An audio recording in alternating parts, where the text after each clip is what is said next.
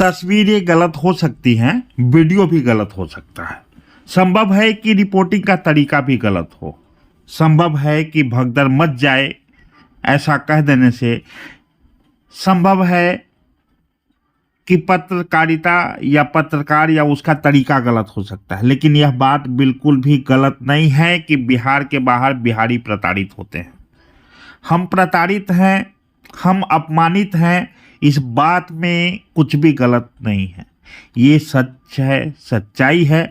और ये तय है कि अगर कोई झोला बस्ता उठाकर बैग टांग कर बड़ी संख्या में किसी अन्य राज्य में जाएगा तो वहाँ के स्थानीय मजदूरों को समस्या होगी, वहाँ प्रतिस्पर्धा जागृत होगा और वहाँ के स्थानीय मजदूरों को कम पैसा मिलेगा, क्योंकि बिहार से गए लोग मजबूर रहेंगे और जो मिलेगा उतने में ही काम कर लेंगे। इस सच्चाई से मुंह मोड़ती हुई कोई सरकार और उसके समर्थन में उतरे वो तमाम लोग उतने ही जिम्मेवार हैं जितना कि एक बिहारी बिहार में पैदा होकर।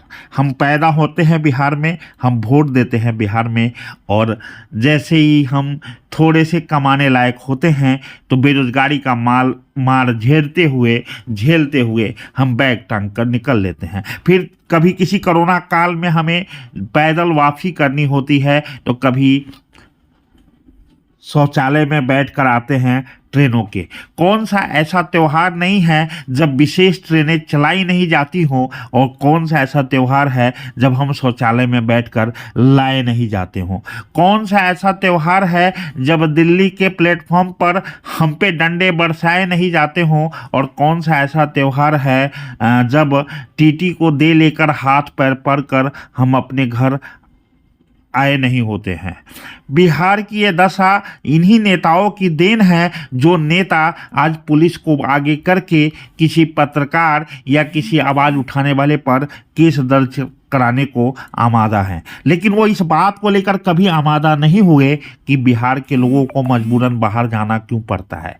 क्या समाज सेवी और क्या अच्छे लोग, जो लोग भी राजनीति में गए, राजनीति के दलदल में ऐसे हो गए कि जब उनको देखता हूँ स्टेटमेंट देते हुए कि नहीं, तमिलनाडु में तो जैसे फूल माला के साथ स्वागत किया जा रहा है, दिल्ली में तो जैसे बिहारियों को भगवान की तरह स्वागत करते हैं, और पंजाब में तो जैसे भैयन कह के गाली देते ही नहीं हैं। जब ऐसे लोगों को ऐसा स्टेटमेंट देते हुए देखता हूं तो लगता है कि शायद इसीलिए जनता गधों को चुन लेती है, ऐसे समाज सेवियों को हरा देती हैं जो राजनीति में जाते ही घटिया राजनीति पर उतर आते हैं। ऐसे तमाम लोग जिनके अपने बाल बच्चे अगर बाहर जाकर पिटाएं तो इनको समझ में आए कि राजनीति एक अलग बात है और सच्चाई एक अलग बात है। सत्ता में होना एक अलग बात है, विपक्ष में होना एक अलग बात है, लेकिन एक बिहारी होना, एक वास्तव में बिहारी होना और बिहारियों के वास्तविक दर्द को समझना अलग बात है। ये कौन सी अंधी सरकार है जिसे ये गलत लग रहा है कि कोई प्रताड़ित हो रहा है बाहर? कौन सा ऐसा राज्य है जहां बिहारियों को प्रताड़ित नहीं किया जाता हो, और किया क्यों ना जाए?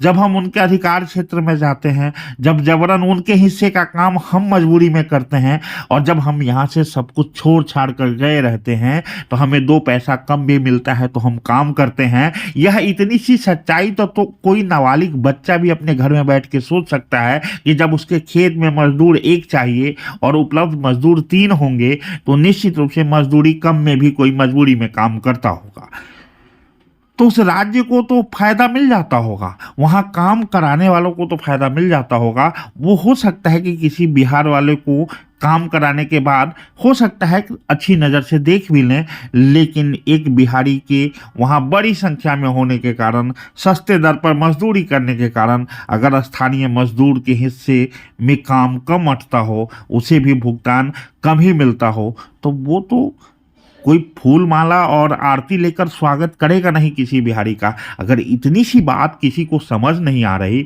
इतनी सी बात के लिए किसी को कमेटी बिठाना पड़ता है, इतनी सी बात के लिए किसी को किसी के पीछे पुलिस छोड़ना पड़ता है, तो ये तय है कि ये गलत और गलती किसकी है, ये सत्ता और सरकार की है। उन्हें क्या, उन्हें तो वाई सिक्योरिटी किसी को दे दो, किसी को जेड दे दो, कोई एक पार्टी तोड़ के दूसरी पार्टी में जाए तो उसकी सिक्योरिटी बढ़ा दो। बिहार में यही खेल चल रहा है। बात केंद्र की करे या बिहार की, सब के सब बिहारियों का शोषण करने में लगे हैं। लेकिन जब कोई बिहारी कहीं पीटा जाता है, जब कोई बिहारी कहीं मरम्मत किया जाता है, जब किसी बिहारी को भैयन कह के पंजाब में धुलाई की जाती है बांध कर, और जब किसी बिहारी को दिल्ली में बिहारी कह के गलियाया जाता है, तब शायद हमारी बिहारी अस्मिता जागती नहीं है। जब हम कोरोना काल में पैदल भटकते हुए रोते गाते आए थे, जब हमें अपनी ही सरकार ने ट्रेन भेजने और बुलाने से मना कर दिया था, जब हमारे ही छात्र भी कोटा में फंस गए थे, ऐसी स्थिति को भी भूलकर जब हम उन्हीं में से कभी लालू कभी नीतीश, कभी लालू कभी नीतीश, इस तराजू के इस पल्ले से उतरकर दूसरे पल्ले को भारी करते रहेंगे, कभी भाजपा, जब तक हम खुद राजनीतिक विकल्प नहीं बनेंगे, जब तक तमाम बिहारी पीट के आने के बाद यह ना सोच ले कि एक राजनीतिक परिवर्तन कर देना है, खुद नेता बनना है और खुद के नेतृत्व को जागृत करना है, तब तक यही होगा कि पीटे भी बिहारी जाएंगे, भगाए भी बिहारी जाएंगे, भाग कर भी घर आएंगे, तब भी ये साबित नहीं कर पाएंगे कि प्रताड़ित हुए हैं। तब भी कोई डीजीपी ऐसे ही स्टेटमेंट देगा, तब भी कोई पुलिस ऐसे ही एफआईआर करेगा, तब भी कोई पुलिस ऐसे ही ढूंढेगा। मैं कहता हूं कि आज पुलिस मनीष कश्यप पर एफआईआर कर रही है। हो सकता है तरीका उतना बढ़िया नहीं हो, लेकिन बातें तो ठीक थी, बातें तो ठीक हैं। कौन सा ऐसा राज्य है जहां बिहारी प्रताड़ित न होते हुए, और कैसे ना होंगे भाई। अपना घर छोड़ के अगर दूसरे के घर में हड़िया ढूंढने जाओगे तो भैया ऐसे ही पीटे जाओगे, ऐसे ही कूटे जाओगे। अगर घुसना है तो अपने नेताओं के घर में घुसो, नेताओं से सवाल करो, पूछो कि तुमको वोट इसलिए दिया है क्या कि वोट तुमको देंगे और कमाने के लिए दिल्ली, बम्बे, कलकत्ता और पिटाने के लिए तमिलनाडु जाएंगे। तमिलनाडु में अगर किसी को पीटा नहीं गया है तो किसी को फूल माला लेकर स्वागत भी नहीं किया जाता होगा कि आइए हमारे मजदूर बैठे रहें और आप बिहार से आइए और कमा कमा के जाइए। ऐसा कौन सा राज्य है, ये कौन से ऐसे राज्य के निवासी होंगे, ऐसे किस प्रदेश के वासी होंगे जो किसी अन्य प्रदेश से आने वाले मजदूरों का स्वागत करते होंगे, और इस नाम पर कि तुम आओ, तुम मजबूरी में सस्ते मजदूरी पर काम करके जाओ और हम यहाँ निठल्ला बैठे। ये प्रतिस्पर्धा होती ही है किसी भी क्षेत्र में, किसी भी प्रदेश में। जो वहाँ के स्थानीय निवासी हैं, अगर उनको किसी बाहरी के आने से समस्या होगा तो ये समस्या होगी, ये तय है। हम भी कभी कहते हैं रोहिंग्या को मत आने दो, हमें समस्या होगी। ऐसे ही हमें भी कोई कहता होगा बाहर जब हम जाते हैं तो बिहारियों को मत आने दो। ये बात तो अपने आप में साबित है। इसे साबित करने के लिए बहुत कुछ नेताओं को हाथ पैर मारने की जरूरत नहीं है। ये अलग बात है कि वो राजनीति करते नजर आ रहे हैं, वो अलग बात है कि स्टेटमेंट देते नजर आ रहे हैं, वो अलग बात है कि कई सोशल प्लेटफॉर्म से गए हैं, सामाजिक पृष्ठभूमि से गए हैं, वो लोग भी अब नेता हो गए हैं, वो लोग भी हिंदी इंग्लिश में भाषण दे रहे हैं, वो लोग भी तमिलनाडु में जाके सेफ बता रहे हैं। बात एक तमिलनाडु की नहीं है, बात एक तमिलनाडु के सेफ होने की नहीं है। सवाल यह है कि बिहारियों के लिए जब बिहार सुरक्षित नहीं है, जब बिहार में रोजगार नहीं है, तो निश्चित रूप से बिहारियों के लिए बिहार से बाहर बिहारी तो असुरक्षित है ही। असुरक्षा की भावना भी है, अपमान भी झेलना होता है, भूखे भी रहने होते हैं, और ट्रेन में टॉयलेट के अंदर घुस कर आना होता है। और ये तय है कि भैया रिजर्वेशन पे सीट पे बैठा हुआ दिल्ली से लौट रहा बिहारी जो रिजर्वेशन करा के आ रहा होता है, अलीगढ़ में कुछ लोग चढ़ते हैं और उतार कर चपेट मारते हैं और साइड में कर देते हैं। ये कोई नई बात थोड़े है। कौन सा ऐसा क्षेत्र है भाई, आप समझ लीजिए आज अर्थ युग है, आज बनावटी जमाना है। आपके पहनावा, आपका हैसियत, आपका चेहरा अगर इस लायक है जो आप बिहार के नहीं भी हैं और बिहारी जैसे दिखते हैं, तब भी प्रताड़ित हो जाते हैं। मैंने तो देखा है कि दिल्ली में जब किसी यूपी वाले को बिहारी कह के चिढ़ाया जाता था तो वो कहता था बता दे, चल ये बता मैं बिहारी कहाँ से हूँ।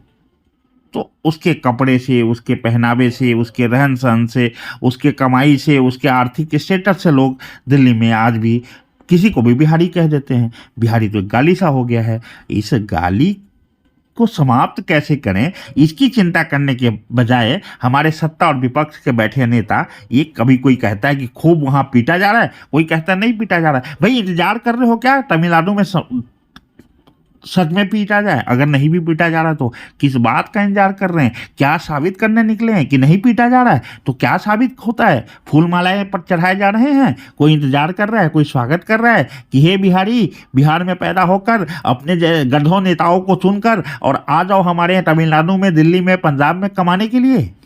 ये क्या साबित करना चाहते हैं नेतागण? ये बात समझ से परे है। बात एक मनीष कश्यप की नहीं है। जो लोग भी समस्याओं के समाधान के लिए चिल्लाते हैं वो सत्ता के टारगेट पर होते हैं, वो पुलिस के टारगेट पर होते हैं। और ऐसे में एक बात तो ज़रूर है कि जिस दिन भी जनता के टारगेट पर ये बनावटी नेता आ गए उस दिन इनकी भी कहानी समाप्ति हो जाएगी। लेकिन पता नहीं क्यों बिहारी अस्मिता को जगने में कितना समय और लगेगा और कब तक जागेगी, कब तक कोई जेपी आंदोलन के लिए बार बार आएगा और कब तक जेपी के चेले बिहार का बेड़ा गर्क करते रहेंगे। यह बात बहुत बड़ी चिंता की है और ये चिंता तो करनी ही होगी।